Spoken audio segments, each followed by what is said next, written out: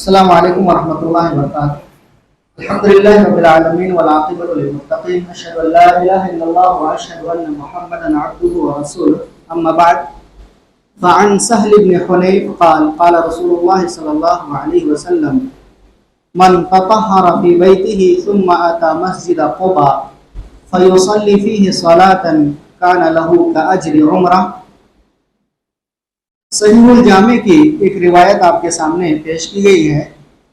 سہل بن حنیف رضی اللہ عنہ بیان کرتے ہیں کہ اللہ کے رسول صلی اللہ علیہ وسلم نے ارشاد فرمایا، من تطہر فی بیتہ، جس نے اپنے گھر میں طہارت حاصل کیا یا وضو بنایا، ثم اتی مسجد قباء، اور پھر مسجد قباء آیا، فیصلی فیہ صلاۃ، اور اس میں کوئی نماز پڑھی، کان لہ کاجر عمرہ، تو اسے عمرے کے برابر ثواب ملے گا۔ اس حدیث کو بیان کرنے کا مقصد یہ ہے کہ مسجد قباء کی کیا فضیلت ہے اور مسجد قباء کی کیا اہمیت ہے، چند باتیں آپ کے سامنے بیان کروں گا۔ مسجد قباء جو ہے، ہم اور آپ اسے جانتے ہیں، اس کا نام کیوں رکھا گیا؟ اس سلسلے میں یعقوب حموی لکھتے ہیں کہ در حقیقت اس جگہ پر ایک کنواں تھا جس کا نام قباء تھا، اور وہاں پر جب یہ مسجد بنی تو اس کنویں کی طرف نسبت کرتے ہوئے اس کا نام مسجد قباء رکھا گیا۔ مسجد قباء کہاں ہے؟ جو لوگ حج عمرہ کیے ہیں یا مدینے کی زیارت کیے ہیں ان کو معلوم ہے کہ مسجد نبوی کے جنوب میں تقریباً 3.5-4 کلومیٹر کی دوری پر یہ مسجد موجود ہے۔ کس نے بنائی یہ مسجد؟ اللہ کے رسول صلی اللہ علیہ وسلم جب ہجرت کر کے مدینہ تشریف لائے تو اس کے فوراً بعد آپ صلی اللہ علیہ وسلم نے سب سے پہلی مسجد جو بنائی وہ مسجد قباء تھی۔ آپ کہہ سکتے ہیں کہ سن 1 ہجری میں اللہ کے رسول صلی اللہ علیہ وسلم نے اس مسجد کو بنائی۔ اس کے بعد عثمان رضی اللہ عنہ نے اور مختلف زمانے میں عمر بن عبدالعزیز نے اور دیگر خلفاء نے اس مسجد کی توسیع کی ہے، اور ابھی فی الوقت سعودی حکومت کی طرف سے سب سے بڑی توسیع ہو رہی ہے، کام چل رہا ہے۔ اس مسجد کی فضیلت یہ ہے کہ اسلام میں سب سے پہلی مسجد یہ بنائی گئی ہے۔ اسلام میں سب سے پہلی مسجد جو بنائی گئی ہے وہ یہی مسجد ہے، اور یہ مسجد نبوی کے بعد کہہ لیجئے مدینے کی سب سے بڑی مسجد ہے۔ اس سلسلے میں چند احادیث اور آثار بھی ملتے ہیں۔ مثلا مسجد اسس علی التقوی، وہ مسجد جس کی بنیاد تقوی پر رکھی گئی ہے، اس کی تفسیر میں سلف سے منقول ہے کہ مسجد قباء مراد ہے، حالانکہ اس کے علاوہ بھی ایک قول اور مراد ہے۔ عبداللہ بن عمر رضی اللہ عنہ کہتے ہیں کہ اللہ کے رسول صلی اللہ علیہ وسلم ہر ہفتے پیدل یا سوار مسجد قباء تشریف لاتے تھے، مسجد قباء کی زیارت کرتے تھے، اور عبداللہ بن عمر رضی اللہ عنہ خود بھی ایسا کیا کرتے تھے جیسا کہ بخاری میں موجود ہے۔ اور ایک روایت میں ہے مسلم کی، فیصلی فیہ رکعتین، اور اس میں 2 رکعت نماز پڑھا کرتے تھے۔ علماء کہتے ہیں کہ آپ صلی اللہ علیہ وسلم ہر ہفتے کیوں مسجد قباء کی زیارت کرتے تھے؟ اس سلسلے میں 2-3 وجہ ہو سکتی ہیں۔ پہلی یہ کہ آپ صلی اللہ علیہ وسلم چاہتے تھے کہ مسجد قباء کی زیارت کریں، ہر ہفتہ مسجد قباء کو دیکھ سکیں۔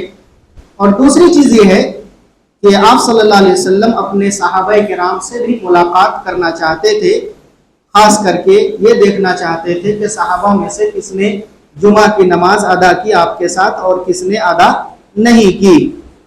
اس سلسلے میں سعد بن ابی وقاص بیان کرتے ہیں، اس کی اہمیت کو بتاتے ہوئے موقوف روایت ہے، لَأَنْ أُصَلِّيَ فِي مَسْجِدِ قُبَاء أَحَبُّ إِلَيَّ مِنْ أَنْ أُصَلِّيَ فِي مَسْجِدِ بَيْتِ الْمَقْدِسِ، میں مسجد قباء میں نماز پڑھوں یہ میرے نزدیک بہتر ہے، محبوب ہے کہ میں بیت المقدس میں نماز پڑھوں۔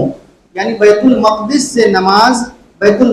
میں نماز پڑھنے سے زیادہ اس کو اہم سمجھتے تھے سعد بن ابی وقاص، اسی طریقے سے اور بھی دوسرے صحابہ سے دوسری چیزیں مروی ہیں۔ میں نے جو حدیث آپ کے سامنے پڑھی ہے، اللہ کے رسول صلی اللہ علیہ وسلم نے بیان کیا، جس نے گھر میں وضو کیا اور اس کے بعد مسجد قباء آیا اور اس میں نماز ادا کی تو اس کو عمرے کے برابر ثواب ملے گا۔ ایک دوسری حدیث میں صحیح الجامع کی روایت ہے، اسید بن حضیر بیان کرتے ہیں کہ اللہ کے رسول نے فرمایا الصلاۃ فی مسجد قباء کعمرۃ، مسجد قباء میں نماز پڑھنا عمرے کی طرح ہے۔ یعنی اس حدیث میں یہ قید نہیں ہے کہ گھر سے وضو کر کے نیت کر کے ایک انسان نکلے، لیکن اصول ہے جیسا کہ علماء جانتے ہیں کہ اگر کوئی چیز مطلق ہو اور کوئی چیز مقید ہو تو مطلق کو مقید کیا جاتا ہے۔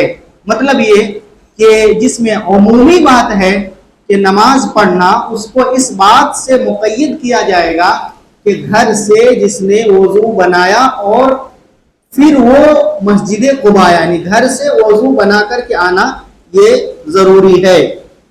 گھر سے مراد کیا ہے؟ گھر سے مراد یہ ہے کہ جہاں انسان رکا ہوا تھا وہاں سے انسان وضو بنا کر کے آئے، چاہے وہ ہوٹل میں رہ رہا ہو، چاہے اپنا گھر ہو، کرائے کے گھر ہو، کام کی جگہ ہو، یا مثلا مسجد نبوی ہی سے مسجد قباء وہ گیا ہو۔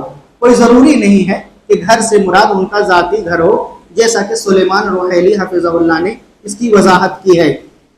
صلاتن جو ہے یا صلاتن کہ نماز پڑھے، کوئی بھی نماز، اس میں فرض اور نفل دونوں طرح کی نماز شامل ہے۔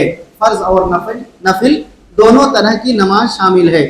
مثلا کسی نے اگر فجر کے وقت اپنے گھر سے وضو کر کے مسجد قباء کی طرف گیا اور وہاں نماز پڑھا، یعنی فجر کی اگر 2 رکعت فرض نماز بھی ادا کی تب بھی اسے یہ ثواب ملے گا۔ یا کوئی شخص فرض نماز کے علاوہ کسی وقت بھی گیا اور اس نے 2 رکعت تحیۃ المسجد پڑھ لی تو بھی اس کو یہ ثواب ملے گا۔ یعنی فرض نماز ہو چاہے نفل نماز ہو، مغرب عشاء کوئی بھی نماز ہو، اس کو یہ ثواب ملے گا۔ ایک سوال یہ ہے کہ عمرے کا جو ثواب ملتا ہے مسجد قباء میں نماز پڑھنے سے، اس کے کیا اسباب ہو سکتے ہیں، کیا وجہیں ہو سکتی ہیں؟ اس سلسلے میں علماء کرام نے کئی ایک وجہ بیان کی ہے۔ مختصر جواب یہ ہے اس کا کہ مسجد قباء جو ہے کئی ناحیے سے مسجد الحرام سے مشابہت رکھتی ہے۔ مسجد قباء کئی ناحیے سے مسجد حرام یا خانہ کعبہ کی طرح ہے، کہہ سکتے ہیں، یا اس کی طرح ہے، اور اسی لیے اللہ تبارک و تعالیٰ کی طرف سے اس کی فضیلت یہ ہے کہ اس میں عمرے کا ثواب ملتا ہے۔ مشابہت اگر ہم دیکھیں تو کئی ایک طرح سے دیکھ سکتے ہیں۔ مثلا ایک چیز یہ بیان کی جا سکتی ہے کہ مسجد حرام جو ہے روئے زمین پر انسانی تاریخ کی پہلی مسجد ہے۔ بات کو سمجھے گا، روئے زمین پر مسجد حرام انسانی تاریخ کی سب سے پہلی مسجد ہے، وہیں پر مسجد قباء اسلامی تاریخ کی سب سے پہلی مسجد ہے۔ گویا پہلی مسجد ہونے میں یہ دونوں میں مشابہت ہے، اس دونوں میں مشابہت ہے۔ دوسری چیز یہ ہے کہ مسجد ابراہیم یا کہہ لیجیے مسجد حرام کی جو تعمیر ہے یہ ابراہیم خلیل اللہ نے کی ہے، بہت بڑے پیغمبر نے کی ہے۔ ایسے ہی مسجد قباء کی تعمیر سید المرسلین یعنی ہمارے آخری نبی جناب محمد رسول اللہ صلی اللہ علیہ وسلم نے کی ہے۔ تو اس اعتبار سے بھی مشابہت ہے کہ اس کو بھی ایک بہت بڑے نبی نے تعمیر کی ہے اور اس کو بھی ایک بہت بڑے نبی نے تعمیر کی ہے۔ تیسری چیز یہ ہو سکتی ہے کہ جس طرح مسجد حرام کے لیے جگہ کا انتخاب کیا گیا تھا اللہ کی طرف سے کہ فلاں جگہ پر ہی مسجد بنے گی، ایسے ہی مسجد قباء کے لیے بھی اللہ کی طرف سے وہ زمین منتخب کی گئی تھی یا اس جگہ کا انتخاب ہوا تھا۔ اس معنی کر کے بھی دونوں میں مشابہت ہے کہ دونوں جگہ اللہ کی طرف سے انتخاب ہے۔ چوتھی چیز یہ ہو سکتی ہے کہ جس طرح مسجد حرام جو ہے زائرین کے لیے، حجاج کے لیے، معتکفین کے لیے، دور دراز سے آنے والے لوگوں کے لیے ایک پناہ گاہ کی طرح ہے، मलजा और मावा और उम्मीदों का मरकज थी और है, ऐसे ही मस्जिद कुबा भी मुहाजिरीन के लिए एक तरीके से मस्कन और तमन्नाओं का मरकज थी। मसलन जब आप सल्लल्लाहु अलैहि वसल्लम हिजरत करके मदीना तशरीफ लाए तो उस वक्त मुसलमानों का या मुहाजिरीन का मावा और पनाहगाह एक तरीके से क्या थी, मस्जिद कुबा ही थी।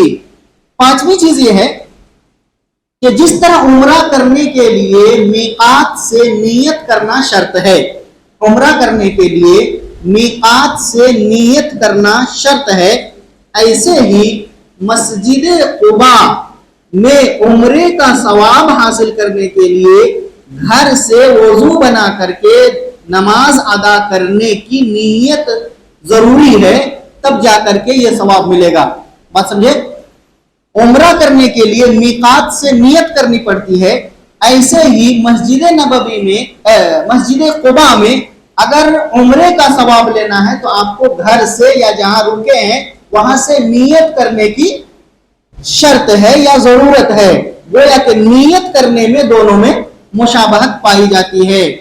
इसी तरीके से एक आखिरी चीज ये बयान की जा सकती है कि मुहाजिरीन को अल्लाह तबारक व तआला ने कई सालों तक कह लीजिए बैतुल्लाह से महरूम रखा था, बैतुल्लाह से महरूम रखा था। आपको मालूम है कि जब वो हिजरत करके आप सल्लल्लाहु अलैहि वसल्लम तशरीफ लाए तो कई साल तक मस्जिद हराम की जियारत नहीं कर सके।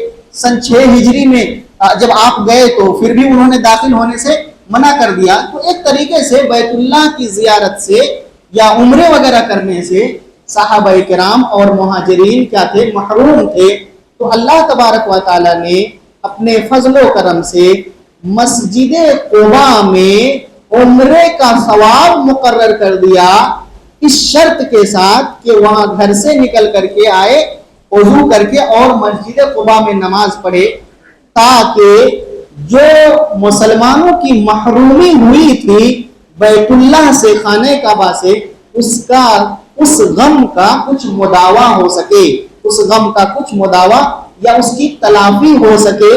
इस वजह से भी उम्रे का सवाब मिलता है मस्जिद कुबा में नमाज पढ़ने से। ये कुछ चीजें थी जिसको मैंने मुरत्तब अंदाज में पेश करने की कोशिश की है कि मस्जिद कुबा क्यों नाम रखा गया, मस्जिद कुबा कहाँ है और मस्जिद कुबा किसने बनाई और मस्जिद कुबा की फजीलत क्या है, और इसी तरीके से नमाज से कौन सी नमाज मुराद है, और इस सवाब को हासिल करने के लिए इंसान को घर से वजू बनाकर नियत करके निकलना है।